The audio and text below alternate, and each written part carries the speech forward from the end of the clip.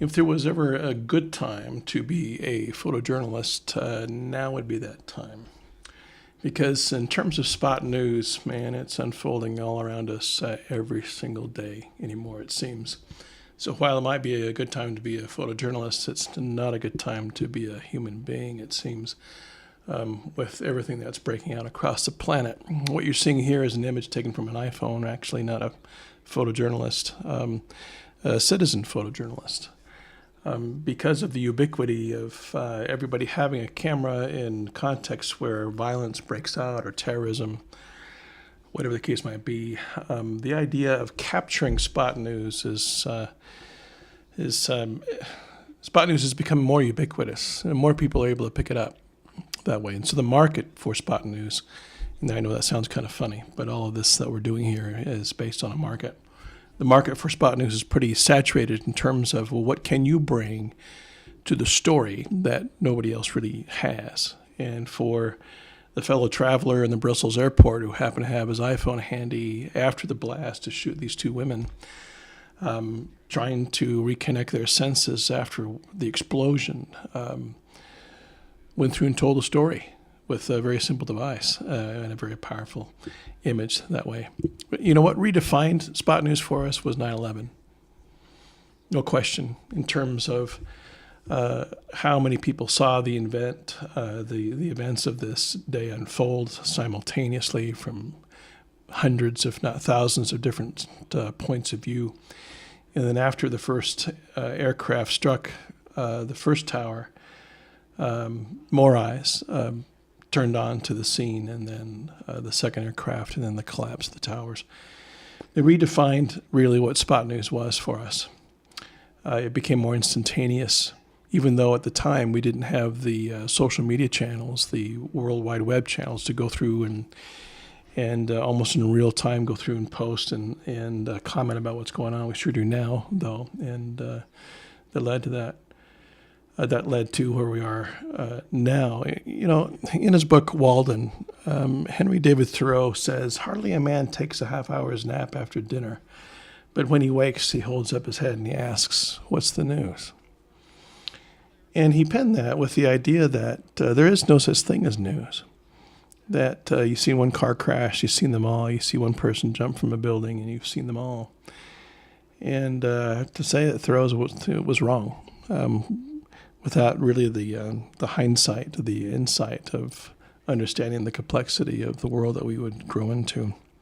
So I want to talk to you about spot news from the perspective of three different photojournalists, and then get into the context of spot news, hopefully with some tips in terms of how we respond to spot news.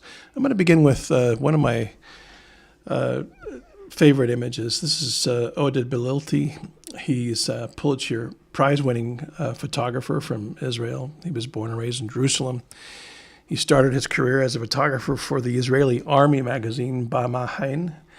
And in 2002, at the height of the Second Palestinian Uprising, he had joined the Associated Press.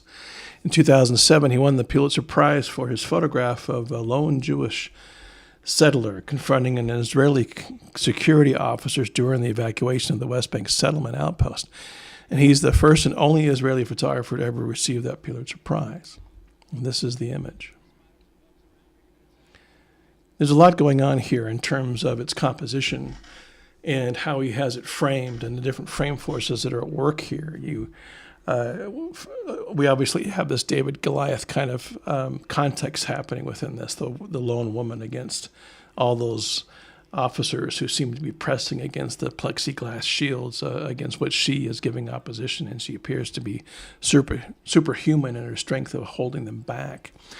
But that line seems to gather energy from the line that's up on top of the hill as well, as if they were all pressing to go through that portal there that the woman in green is holding back. And then the smoke in the sky certainly adds a lot of drama to this.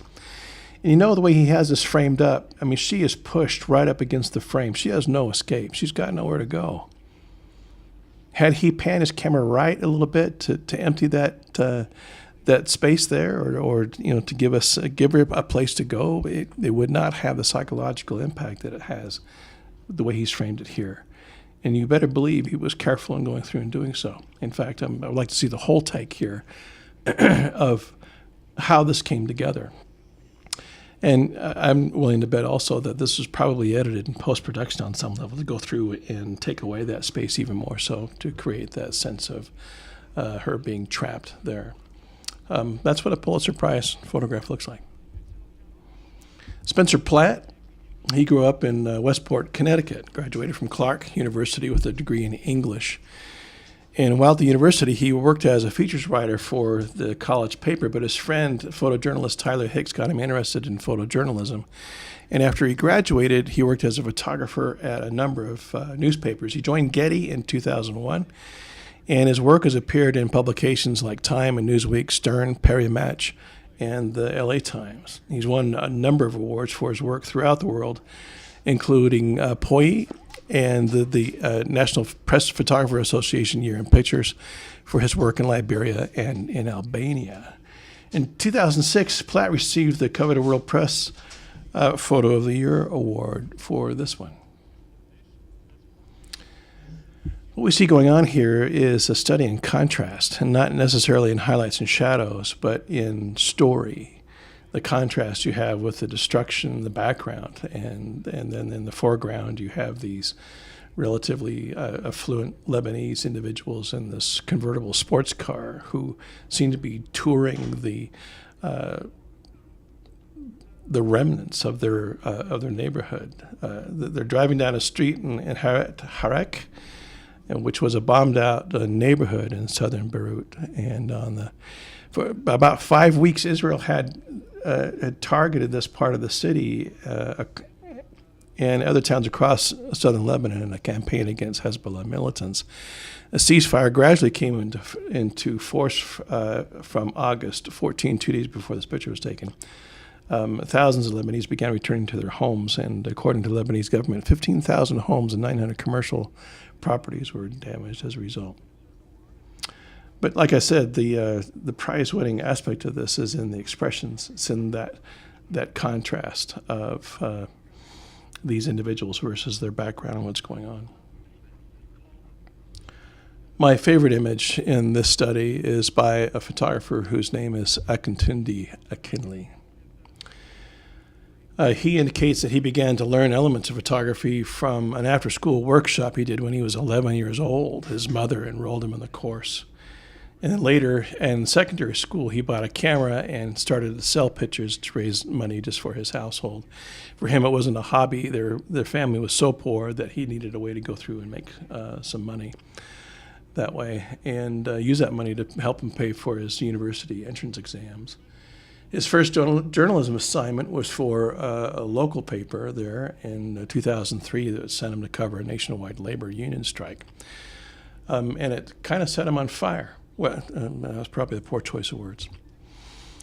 This is a sample of the work that he does. This is in Nigeria, and it's along an oil pipeline that leaks petrol from time to time. And when that does, the individuals within vicinity of that leak will go through and find whatever they possibly can to capture that petrol or that crude oil, whatever it might be that's leaking, and then take it back and resell it or use it for whatever purpose. At one point, though, one of these pipelines erupted and caught fire and exploded. And when it did, it wiped out a number of people. It was a horrible explosion in Lagos, Nigeria. This was December 26th in 2006. And what he was able to capture here is this man rinsing soot from his face at the scene of that pipeline explosion. 260 people were killed after that pipeline caught fire. And once that ignited, there was no way that they could get away from it fast enough there. The image itself, if you take a look at it, is almost too beautiful to be a news story. In fact, Akintunde says, when I took the shot at first, I felt it might be too artistic for a news story. I thought maybe my editors wouldn't accept it. But he sent it anyway because they said, you've taken a world-class photograph. What makes this world-class are a number of things. I wish we could talk out loud about this to see what you could realize in looking at this. But again, you have contrast, not just in the highlights and shadow, and they are wonderful highlight and shadow going on here with the highlights in the ashes that are foreground and middle ground. And then you have the shadow on the left lower corner there with the embers, and then the smoke up on top is pretty amazing. There's, in terms of the eye and its flow through the image, you have a circle in there. If you follow the debris from the right-hand side of the frame, it dips down and it follows the robe then of this man as it goes up, and then the smoke kind of picks that up as well. And you can almost imagine the smoke turning in that clockwise fashion in the photograph itself. There, the bucket, the blue bucket, the blue of his robe, the water coming out of the bucket. The fact that his robe is saturated along with his face, and you see the splashing of the water, is such an amazing contrast, again, to the ash and the smoke and the fire that you're seeing in this image. It's spectacular and tragic. So let's get into contexts of spot news and how, as a photojournalist, we might respond to these different types of contexts: crime, catastrophe, disaster, and tragedy. We'll talk about all four of these in terms of arriving on the spot and what happens or what should be taken into consideration in terms of dealing with that particular context. Let's start with crime, probably the least heartbreaking out of all of these. This guy on the stretcher here shot two NYPD police officers, Rafael Ramos and Wenjin Liu, in Brooklyn. This was a couple years ago, 2014, December 20th. Remember when this happened? Debbie Egan Chin was the photographer on this. I'm trying to get bylines on all these photographs. Some don't. The ones that don't are because I was not able to find it, and they're just kind of a stock photo there. But there are 5 different aspects of dealing with the criminal context in terms of shooting it as a photojournalism, in terms of developing a rapport with the police and getting your credentials, gearing up, understanding what your perimeters are, and then anticipating when you're there at the scene. So let's begin with this idea of rapport. More and more, we're seeing, I think, an increased friction between photojournalists and law enforcement. If you happen to be working a particular beat, if you're working for a newspaper or you're living just in your town, not a bad idea if you want to go through and pursue this as a career to get to know your chief information officer of your local police department. Introduce yourself and let them know that you're working as a stringer, or, well, you need to have credentials, which we'll get to on the next slide here. But it's always good to know who that individual is and that they know who you are. So if you show up during most of your criminal contexts are going to be after the fact. You might, if you have a scanner and if you listen to the police frequencies, that kind of thing, be able to show up in terms of something unfolding, but that becomes, that could be treacherous for you. I had a student a couple of years ago who listened to a police scanner, heard that there was a man holed up with a gun at a motel on the boulevard in St. George. And he decided he got there about the same time that most of the SWAT team did, and found himself inside the perimeter line there and put himself at risk. I don't want you to do that. He got some amazing photographs in turn, but anyway, back to the whole rapport thing. If they know who you are and they know they trust that you know how to conduct yourself around a crime scene or something that might be unfolding, then all the better for you to go through and do. Not a bad idea to take them out to lunch or do something, but if you're at odds with your local police, you're not going to do well with that. You need credentials. And you can get those credentials if you happen to work for the Dixie Sun News, for example. You can get credentials, press credentials from them as a paper. They are recognized in Washington County as a journal in that respect, and so is the Spectrum. You can be sponsored in terms of getting a media sponsor if you happen to be shooting an event like a concert or something of that nature. The best thing to do in terms of trying to get credentials, first off, is to create a portfolio. And this is like, what do I do first? Do I get the credentials or do I shoot? Your portfolio needs to have evidence of your ability to be photojournalistic. And it needs to be published, and probably along with a Facebook page to go through and promote yourself as a stringer, as a photojournalist, as an independent that way. And getting a media sponsor, especially if you happen to be covering an event, it could be a concert coming in, and you could go through and contact whoever the media might be for that, and ask them to go through and give you the credentials that you need, so you can then apply for the press pass from that event, from the event organizers and planners. In dealing with crime, with criminal types of things, you just need to be credentialed directly from a media source, not from the event source that way. A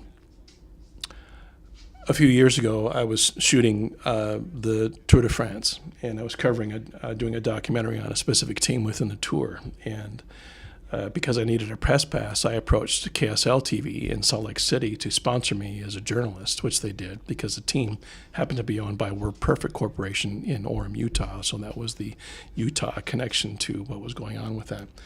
And so I was able to go through and get a press pass. And of course, the price I paid for that was they had, besides the documentary footage going towards the company, they had exclusive access to my footage for their news reporting.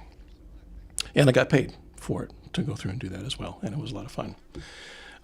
So you apply, and then you follow up. You follow up with your media sponsor, or you follow up with the event sponsor, making sure that they're processing your credentials in terms of your press pass.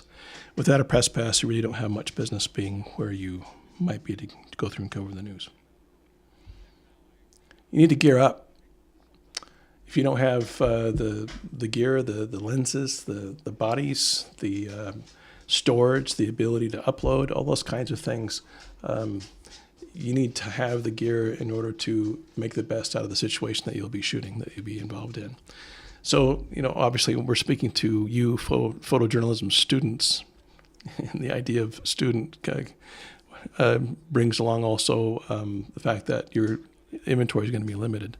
But as you go through and consider what you might add to that inventory, and I'll put up another clip about the right gear in terms of what that photojournalism inventory might be. It's not a bad idea to set some goals to go through and get you the right glass, get you the right bodies and tripod. And it's more than just camera gear. It gets into the right kinds of shoes or boots, the right kind of jacket or vest that you might have that's going to maintain your gear, your camera bag. I travel with a small step ladder. So if there's a spontaneous press conference or something that pops up, I have the ability to get a little bit higher than my competing photographers can. And it's amazing how many scrapes that ladder has gotten me out of. In terms of being able to get the shot over people's heads or over a fence or whatever the case might be. So it's much more than just your photographic equipment. And again, I'll get into a listing of that gear as well. Understand what your perimeters are. If there's a police tape, you do not, even by virtue of your press credential, you don't have permission to go beyond that police tape. You need to stay on the other side of that. And if you break that, then you're breaking the law, and then you become part of the story. And the number one rule of a photojournalist is to not add to the story, not become part of the story. And really, just by virtue of us showing up to a scene, we've already influenced the story at that point. We'll talk more about that when we get into photojournalism ethics. But it's important for you to be low-key, to not draw a whole lot of attention to yourself. And when you're involved in an active crime scene or even an investigation, you need to understand what your perimeters might be. And if you have developed that rapport with your police information officer, ask them, so where can I shoot from? What's a good place for me to be? So you don't ruin any kind of relationships for you or for your fellow photographers as well in terms of what's going on. The last idea here in shooting crime, and in shooting anything for that matter, is to anticipate, is to wait and watch. Here, reading nonverbal behavior is pretty critical in terms of when somebody might be able to speak, or when they're going to bolt, or they're going to lift up from the chair and walk away, or in the case of these officers, they were all planning on doing a search of the property of a spent shell casing. And while they were talking about that, the photographer got in place because they could read the signals. And then when they said, okay, break, let's go, he was ready to go through and get the image while they're going through and combing through. What I really like about the image is the perimeter tape in the top of the frame that goes through and indicates that this is an active crime investigation. What I also like about this is it's the right gear. He's using a telephoto lens to go through and make that kind of compression there that we're seeing within this. Okay, just a happy accident to have that cone where it was at and have that officer stepping over there. This kind of punctuates that scene there with that kind of color. So for shooting crime in context, then, keep in mind developing a rapport with the officers, establishing your credentials, making sure you got the right gear, and obeying the perimeters they set up, and then wait, watch, anticipate. I might cut a clip on what nonverbal cues to look for, especially in really boring photojournalistic context like press conferences. I think I'll put something together that way, and I'll speak to that. The next context is catastrophe. And this all varies in scope in a way. There's a disaster and then there's a catastrophe. A catastrophe usually affects well over 100,000 to 1 million people involved in. It could be a tsunami, it could be an earthquake or something along that line, or the explosion of an eruption of a volcano or whatever. This is the earthquake along the coastline of Japan that happened March 2011, I think it was, when that went on. So the idea is here in telling us a story in terms of catastrophe, obviously, is it looms much larger than you are as a photojournalist, unless you have access to all kinds of resources like a helicopter or a vehicle that can traverse whatever might be left of the ground you're walking on. Your hands are going to be tied. But that being said, there are a number of things to go through and consider, and the first one being this concept of scope. How big is this thing? As I watched the images kind of flow through for this and saw them becoming curated by different news organizations, I was amazed at the size of this catastrophe, this earthquake, and what it did, and how there were so many things out there that gave you scope and scale, like these shipping containers. If you're not aware, if you don't know what shipping containers are, every single one of these is the size of a tractor trailer truck trailer.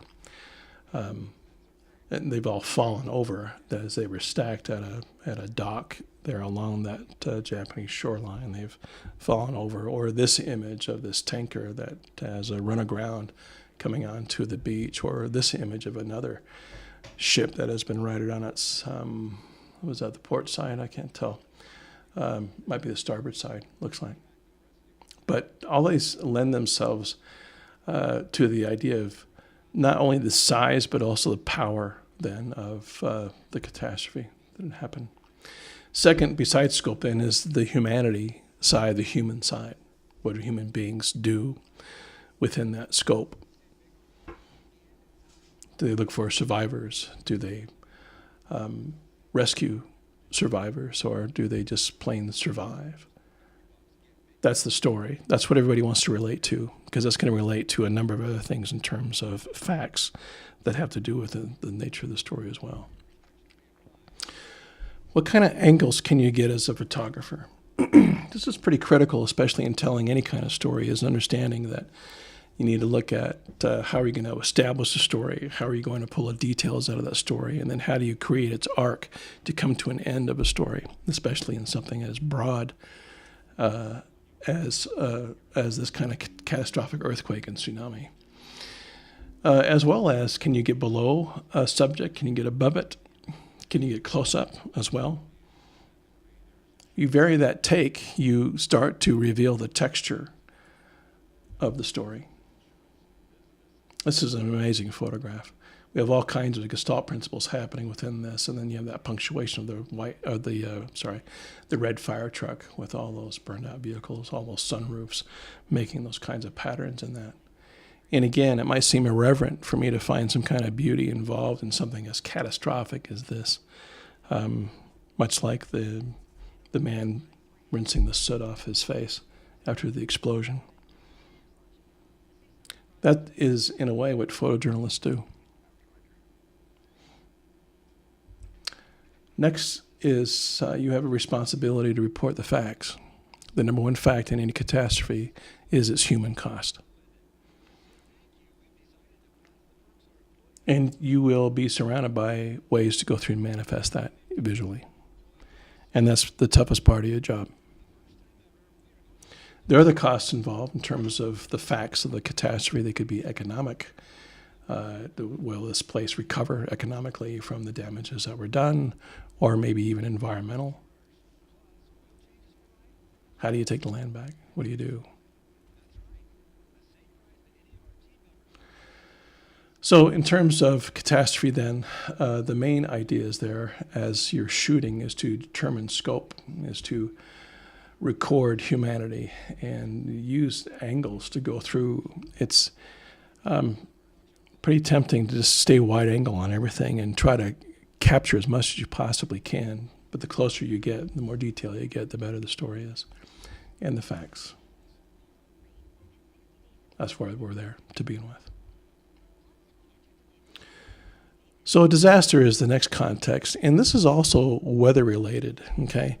I looked at a number of different types of disasters, and as we go, crime is pretty small scale in terms of what it is that we might be covering, and then as we go into something larger than that, in terms of a catastrophe that's huge in scale, disaster comes down in terms of that scope. And we're right in the middle of one as I record this, which is the tropical storm depression Harvey, the Hurricane Harvey that hit Houston. So we're seeing a disaster, a weather disaster here, but we could have an airplane crash could be a disaster, or a derailment of a train could be a disaster. Not quite as many people involved in terms of casualties by definition. So with this, there are three different ideas here in terms of 3 or 4, I think, on this, in terms of covering a disaster. This one being weather-related. First and foremost is the human tragedy of that disaster, and how you can reverently go through and depict how that tragedy might be unfolding, what it is that's involved with that. The second idea is like with a catastrophe in terms of telling the facts. You're here to make a record. Most of the photojournalistic efforts I've seen in covering this catastrophe so far have been focused on rescue. And there's certainly been a solid record made of the thousands of rescues that have been made both by formal agencies, police, fire, search and rescue, and FEMA, and then more informal types of rescues, just people with their fishing boats or their kayaks or whatever the case might be. So it's good you make a record, you tell a story there in terms of what's going on. The third idea is, especially in disasters, we want to know cause and effect. We want to know why it's happened and then what the effects of that are going to be as it unfolds. This image came up today while I was researching for this presentation, and it's the latest news out of Houston is the imminent failure of a dam. And if it breaks, then it's going to send a wall of water into another suburb area and create all kinds of havoc that way. So we have a secondary cause-effect story that's evolving out of this first one. Obviously, the cause of the flooding was the hurricane, and then it's when it came back ashore again today as a tropical depression and dumped more rain, over 50 inches of rain, a national record there. And then what's the impact? And obviously on a human scale, the impact is going to be this displacement of hundreds of thousands, if not millions of people. That's a pretty big impact. But not just their displacement, but how they're taken care of. And then the outreach that happens from the rest of the country around Texas, those individuals who then descend on the area to go through and lend a hand or donate or get water or offer medical assistance or just help somebody communicate back to their family, whatever they might be. The impacts are all around you, and you need to be able to recognize what those are If you're conscious to context, you're going to be able to identify that, especially socially, culturally, and psychologically.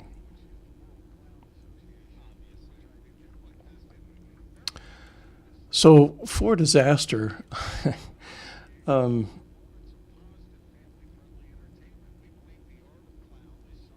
again, it being weather related, we talked about those ideas and we're getting into in terms of recognizing the humanity of it, record the events that are going on, take a look at what the cause and effects are. But when you're involved, and chances are the most popular disasters we deal with have to do with the weather, be it an ice out, a white out, snow type of thing, or excessive heat, or rain, whatever the case might be. The three ideas to consider when you're covering something like this. I covered the flood, the 100-year flood that St. George went through back in 2004, and I did it for a television news station. I had 3 different reporting teams out in the field, and we were all coordinating live uplinks to go through and then put our updates live up on the news. And in doing so, we all took considerable risk getting to where we needed to be in order to get the shots that we wanted to get. You might remember the confluence of the Virgin and Santa Clara rivers there created a real dangerous place where homes were actually falling off the riverbank and into the water. But man, it made for some great television. So we needed to make sure that we weren't running a risk of endangering ourselves or anybody else around us in terms of where we were to go through and get those images. Getting to the disaster can be problematic, or even getting out of the disaster could be. We found a family who were fighting for their house in the Littlefield area right after the confluence of the Virgin River and another river that came through the Beaver Dam area, and the water was rising. You could see it rise. You could watch it go inch by inch up the walls of their home. Well, we had arrived there to go through and cover their moving belongings and trying to get things up higher than the water level.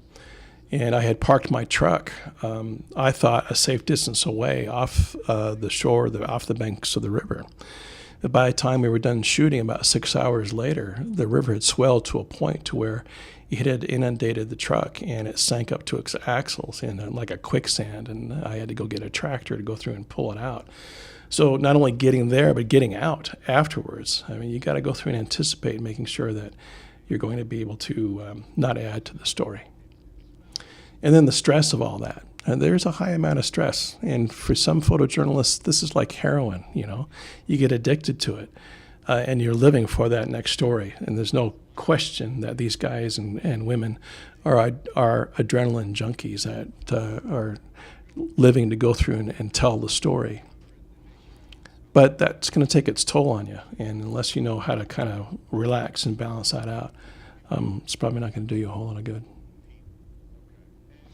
So there's one last idea here. I'm sorry, there's still tragedy. Oh, yeah, this one. And then I'll get to that last idea. I only have one frame for this. It is still too new to get into, maybe. But there's some ideas that go along with this that you need to know about. If you haven't seen this, I don't know what rock you've been living under. And as a photojournalism student, you need to become more aware of what's going on around you. This was a few weeks ago, 12th of August, in Charlottesville, during the uprising of a protest of an alt-right and racist nationalist groups that were descending on Charlottesville to protest the taking down of a Civil War statue of Robert E. Lee. There were a number of things that happened there. The most tragic thing that unfolded, though, was when this automobile slammed into a crowd of protesters and killed a young woman. And then backed out of that. Ryan Kelly happened to be an AP photographer there, covering something else. And from all of the take I've looked at on this story, his is the only byline that I come across, which is fascinating to me because of how shocking and stunning this whole thing was. Here's some things to recall or to remember. And again, I hope you're taking notes on all this because it might pop up not only on a test, but in your career later on. When you're dealing with a tragedy, you might be there first, before emergency personnel, before law enforcement. You might be there before anything else happens. Shock settles in as the tragedy unfolds. There's an apex to that, and then on the other side, people fall into shock. And as a news photographer, you need to have some sensity and dignity and respect as you're recording the situation. There were obviously flaring tempers going on. You might have seen the story done by Vice News with the young woman who was embedded with an alt-right group there, and she was there during this tragedy that had happened, and as she tried to report on it, didn't have the emotional ability to go through and do so. It's important to record historically what information there is to tell a story instead of graphically. What I did appreciate about most of the takes that I saw coming out of this is that there wasn't a single image of the young woman who was killed in the accident itself. So always remember, shoot in a way that tells a story, not in a way that makes a story graphic. If there's family out there, you need to sanctify the grieving and give them the respect. What got me into journalism in 1983 was a fire of a mine in Price, in Emery County. I can't remember the mine. That's terrible. And it trapped 12 coal miners down inside that mine. And all of the news organizations in the United States had ascended on this small town. And there was some time where nobody knew the outcome of the 12 individuals who were stuck in this coal mine fire. And so news organizations had camped out on people's lawns, of the widows, or the potential widows, and waiting for the union guy to deliver their news that their husband had expired, and then roll tape, and get the story, get what's going on. And that troubled me so much that I thought that perhaps maybe I could make a difference getting into journalism. And here I am teaching in a way.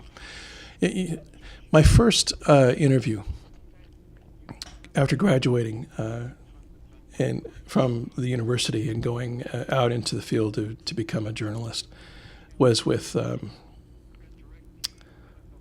station in Yakima, Washington. And what was cool about that is they were in the shadow of Seattle, so it'd be a really easy transition for me to go from there into a bigger network. Anyway, they liked my reel. I had a really good interview with the editorial desk and then with the main news desk manager for what was going on. And they had offered me the position, and it was something that we could survive on. And he goes, wait, let me set up a hypothetical story. This kind of happened to us a little while ago. I want to know how you would respond to it. I said, okay. And he says, we happen to have a news team, a reporter, and a news photog in a van out in a neighborhood. And while they were in that neighborhood, a drive-by shooting happened, a gang-related drive-by shooting happened where a car drove by a house and opened fire on a young man who was coming out of the house. And he made it down the sidewalk, and then he fell down onto the sidewalk and died. And the news photographer and the reporter made it there before any emergency response or law enforcement got there. And as the news photographer is powering up his camera, the mom comes to the door of the house and sees the son bleeding out on the sidewalk. And she starts screaming, right? So the news editor turns to me and goes, "What would you do?" And I didn't even think about it. I said, "I'd stop the bleeding."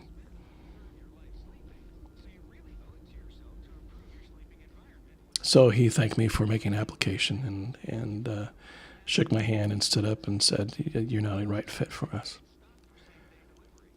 And I don't regret that. I don't regret telling him because that's what I would have done. I wouldn't have rolled on it. I would have stopped the bleeding. And I understand the difference there, what it takes to go through and do things. They say those who can't do, teach. Well, I went on to a career as a documentarian, and not in journalism, but still documenting things of human interest and human circumstances in that respect. But I learned something about myself there. When you're involved in such high stakes kinds of situations, you kind of got to know who you are going in.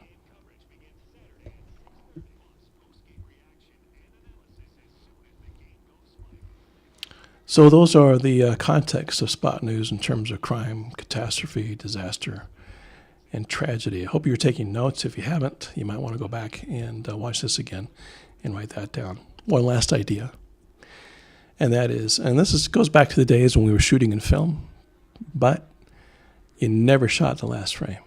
You always save the last frame. Or in your case, in terms of your cards that you have on your camera, make sure you've got enough room there, because it's not over. You packed all your gear and you got back into your truck, onto your motorcycle, or back onto the train or whatever. And as you're pulling away, something else unfolds. Rarely has there been a situation that I've been in where when I thought it was over, there was still more story to go through and tell. So the best advice there is to save the last frame.